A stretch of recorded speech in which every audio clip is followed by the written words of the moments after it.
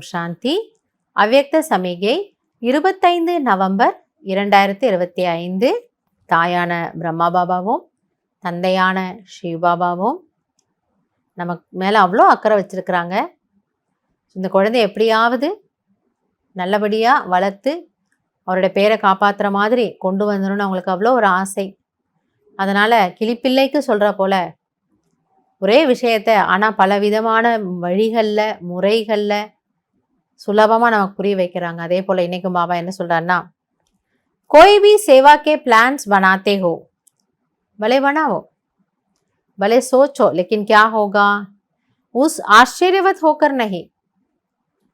பாபா என்ன சொல்ல, ஏதோ ஒரு சேவா பண்ணுறீங்க, இல்லை சேவைக்கான ஒரு பிளான் பண்ணுறீங்க, திட்டம் தீட்டுறீங்க, நோ ப்ராப்ளம், நல்லாவே பண்ணுங்க. ஆனால் ஐயோ என்ன ஆகும்னு தெரியலையே, இப்படி ஆகிடுமோ இல்லை ஆகாதோ, இது வேண்டாம்.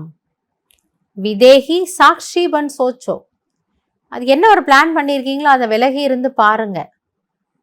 அப்போ அதனுடைய நல்லது கெட்டது ப்ளஸ் அண்ட் மைனஸ் சாத்தியமா இல்லையா இதெல்லாம் நமக்கு புரியும். சாட்சியாக இருந்து பாருங்கிறார். சோச்சா பிளான் பண்ணாயா அவர் செகண்டுமே பிளெயின் ஸ்திதி பனாத்தே சலோ.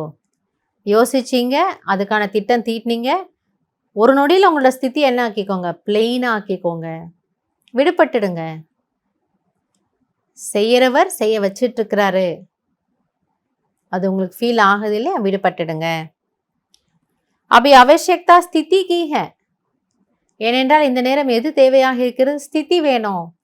சேவை செய்கிறதுக்கு மனிதர்கள் வருவாங்க, பொருள் பணம் கிடைக்கும், நேரம் கிடைக்கும், நல்ல நல்ல விஷயங்கள் ஐடியா கிடைக்கும். ஆனால் இதை செய்யக்கூடியவனுடைய மனநிலை அது ரொம்ப முக்கியம். ये विदेही स्थिति परिस्थिति को बहुत सहज पार कर लेगी. ஆக இந்த ஒரு விதேகி நிலைதான் சூழ்நிலைகளை மிகவும் சகஜமாக கடக்க வைக்கும். ஒரு பிரச்சனையில் நம்மளுடைய அந்த ஸ்திதி அந்த சக்தி நமக்கு உதவி செய்யும். ஜெய்சே பாதல் ஆயே சலே கை. ஸோ அது எப்படியா, அந்த ஒரு மேகம் வந்தது, மேகம் வந்து போயிடுச்சு, அதுபோல் சூழ்நிலைகள் வரும், ஆனால் அது தானாகவே போயிடும்.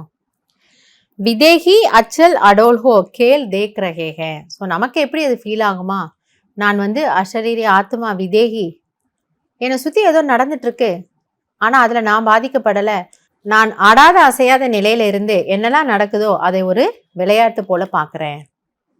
ஸோ அந்த விதேகி ஸ்தித்தியில் அவ்வளவு ஒரு எனர்ஜி, அவ்வளோ ஒரு ஸ்ட்ரென்த்து, அவ்வளோ ஒரு ஸ்திரத்தன்மை இருக்கும்.